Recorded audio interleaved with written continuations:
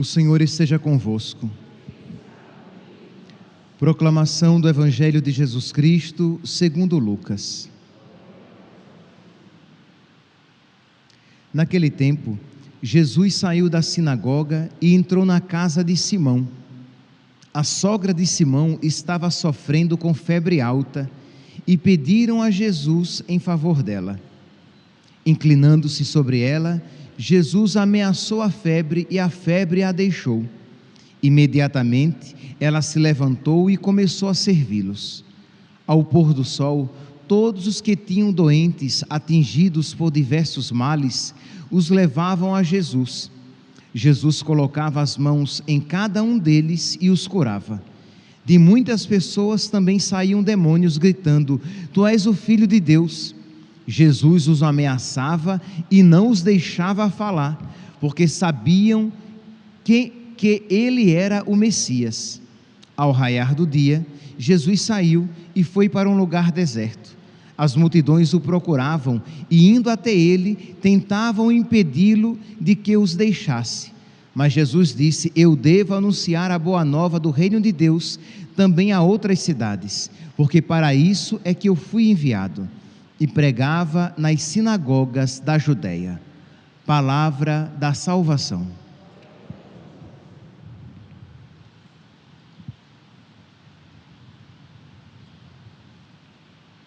Caríssimos irmãos e irmãs, nós precisamos aprender a servir a Deus e a servir a Deus como Deus quer ser servido. Isto é, precisamos descobrir qual é a vontade de Deus a nosso respeito. Eu gostaria então de refletir este tema a partir do Evangelho de hoje. Diz aqui que Jesus entrou na casa de Simão, na casa de Pedro, e ele encontrou a sua sogra com a febre muito alta, doente. E diz então que Jesus pediram em favor dela, intercederam por ela, e Jesus, inclinando-se sobre ela, ameaçou a febre, e a febre a deixou, e diz que imediatamente ela se colocou a servir nosso Senhor. Quando as pessoas ali da redondeza souberam disso, de que a sogra de Pedro tinha sido curada, as pessoas então se amotinaram. Diz aqui que ao pôr do sol, todos os que tinham doentes atingidos por diversos males, os levaram a Jesus. Souberam que a sogra de Pedro tinha sido curada e todos eles vieram. E diz aqui que Jesus colocou as mãos em cada um deles. É interessante que, imagine aqui, Jesus na casa de Pedro, aquela multidão que ali estava, e Jesus, no final da tarde, então, vai se colocar ainda a serviço em cada um em particular. Jesus que quer se encontrar com cada um. Ele poderia curá-los todos de uma vez e curá-los todos em conjunto, como por exemplo Jesus fez lá com os 10 leprosos. Os 10 leprosos gritaram em voz alta, Jesus os curou, e diz a palavra que só um voltou para agradecer.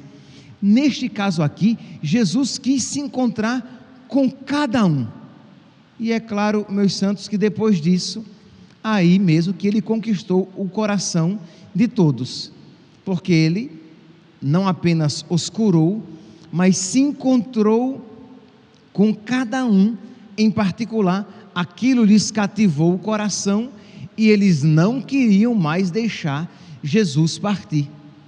Diz aqui que Jesus então, sabendo de que ele deveria partir para pregar, para anunciar a boa nova do reino de Deus a outras cidades, ele mesmo a contra a vontade das pessoas daquela cidade que não queriam deixá-lo partir, ele foi embora, porque ele diz: eu devo anunciar a boa nova do reino de Deus também a outras cidades, porque para isso eu fui enviado. Aqui nós vemos uma diferença do ministério, por exemplo, de São João Batista e o ministério de Jesus. São João Batista estava no deserto, Jesus, ele estava nas cidades. A São João Batista, as pessoas iam ao encontro de São João Batista. No caso de Jesus, Jesus ia ao encontro dos discípulos, ia ao encontro das pessoas. Então percebe, João Batista no deserto, e ele que era procurado, Jesus na cidade, e ele é que procurava. Quando eu faço esta contraposição, eu não estou dizendo de maneira nenhuma que São João Batista, que o ministério de São João Batista era menos adequado, não agradava a Deus. Não, porque São João Batista estava no deserto e estava ali para que as pessoas o procurassem, porque esta era a vontade de Deus para São João Batista. E Jesus ia às cidades à procura, isto é, ele não ficava para ser procurado, ele que ia atrás, porque esta era a vontade de Deus para Jesus. Serve a Deus quem o serve como ele quer ser servido. Meus irmãos, nós às vezes queremos servir, mas queremos escolher a maneira como iremos servir. Mas nós devemos ter essa humildade, esta docilidade de dizer: eu quero servir a Deus, mas como Deus quer ser servido. João Batista no deserto, as pessoas iam procurá-lo. Jesus na cidade procurava as pessoas. A sogra de Pedro foi curada, e depois de curada, diz aqui a palavra, que ela começou imediatamente, ela se levantou e começou a servi-los. Meus irmãos, o serviço na vida cristã, ele é essencial, porque o amor a Deus e ao próximo são realidades intrinsecamente ligadas. O primeiro mandamento é amar a Deus, mas na execução, quando nós vamos executar este amor a Deus, nós começamos pelos nossos irmãos, de modo que é perigosa aquela atitude de cristãos passivos que só querem receber, isto é, eles não querem sair dos seus afazeres, das suas responsabilidades, para se colocar a serviço de nosso Senhor. Porque, meu santinho, minha santinha, se você esperar ter tempo de sobra para servir, você não servirá, porque nós nunca temos tempo de sobra. O tempo é sempre escasso, é sempre bem comedido, bem diminuído. Me faltou aqui bem assim, o nosso tempo sempre está comprometido, de modo que, então nós precisamos ter essa atitude: eu preciso servir. Eu já disse aqui várias vezes e repito, que eu sinto o fato de que muitos outros, principalmente jovens, não venham, digamos, a mim ou às pessoas da catequese, dizendo assim: padre, eu quero ser catequista. Que, meus santos, se você encontrou Jesus, se você descobriu a verdade, o primeiro sinal da veracidade deste encontro é o desejo de que outras pessoas com ele se encontrem também. É claro, aqui eu estou falando de catequista, porque eu escolhi um serviço a Deus, um serviço especialíssimo, sem dúvida. Mas muitas vezes as pessoas não querem, porque eu vou ter que estudar, né? Vai ter. Mas, meu santo, quem ama quer conhecer cada vez mais a pessoa amada, Então é claro que isso não é apenas para os catequistas, isso é para todos os cristãos. Como diz São Pedro na sua carta, nós precisamos saber dar razões da nossa fé. Então a pergunta é: você estuda a sua fé? Você estuda, você tem o catecismo em casa para você estudar a sua fé e assim, iluminado pela sua fé, você possa ler como um católico a Sagrada Escritura? Apropriadíssimo dizer isso hoje, no início do mês de setembro, dedicado à Palavra de Deus. Mas não é simplesmente você pega a Bíblia e já sai lendo, porque a Bíblia se presta a várias interpretações. A Bíblia não se explica a si mesma, de modo que, se você não estiver iluminado pela fé católica, você pode ler a Bíblia como um protestante. Se você não estiver iluminado pela fé católica, você pode ler a Bíblia como um espírita. Se você não estiver iluminado pela fé católica, você pode ler a Bíblia como um guerrilheiro comunista, como um teólogo da libertação. Mas você precisa, iluminado pela fé católica, ler a Bíblia in medio ecclesiae, isto é, na igreja, ad lumen fidei, à luz da fé. Então, para isso, você precisa estudar a sua fé. Você precisa então ter o seu catecismo, e ali você vai estudando, e quanto mais você estuda, mais você conhece, e quanto mais você conhece, mais você estuda, porque quanto mais você conhece, mais você ama, e quanto mais você ama, mais você quer conhecer, mais você quer estudar. Então é importante, porque aí, você conhecendo a sua fé, você saberá dar razões da sua fé, você poderá explicar por que você é católico e não protestante, por que você é católico e não espírita, por que você é católico e não seguidor das religiões afro-brasileiras.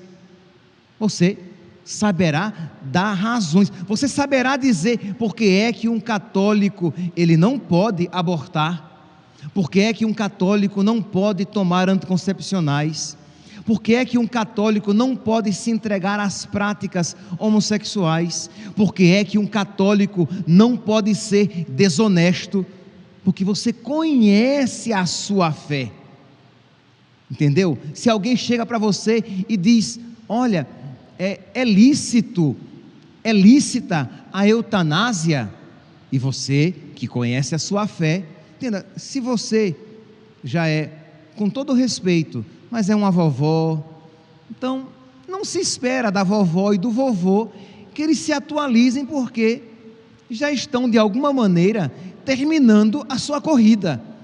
Mas você, meu santo, que é jovem, você, meu santo, que tem filhos e que precisa educá-los na fé, você tem a pretensão de que eles conheçam o caminho, a verdade e a vida como?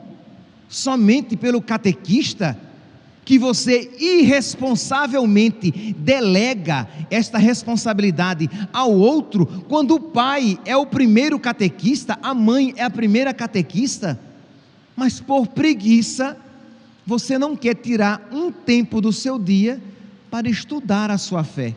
E você, jovem, se você ama Jesus, você é apostólico, você é missionário, então você vai estudar a sua fé para transmiti-la a outras pessoas, e esta é uma maneira, é um tipo de serviço a Deus, mas tantos outros que você pode e deve desenvolver na comunidade, servir a Deus.